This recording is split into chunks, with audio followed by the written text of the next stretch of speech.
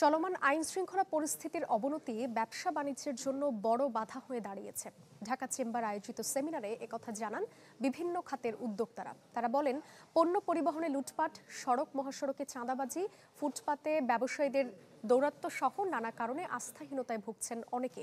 এমনকি সম্ভব হচ্ছে না নিরাপদে কারখানা চালানো। এমন অবস্থায় ব্যবসায়ীদের সাথে আইন শৃঙ্খলা বাহিনী এবং প্রশাসনের সহযোগিতামূলক সম্পর্ক গড়ে তোলার উপর জোর দেন বক্তারা। এ সময় রাজনৈতিক আন্দোলনের নামে হয়রানি বন্ধের দাবিও জানানো হয়। সেমিনারে বাজার ব্যবস্থাপনা ও সিন্ডিকেট নিয়েও অভিযোগ করা হয়।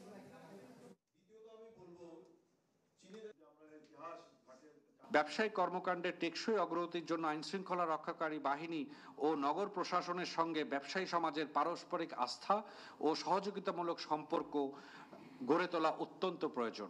অটো রিক্সা এমনভাবে বৃদ্ধি পেয়েছে, আপনি আপনার গাড়ি নিয়ে কোথাও যেতে পারবেন না।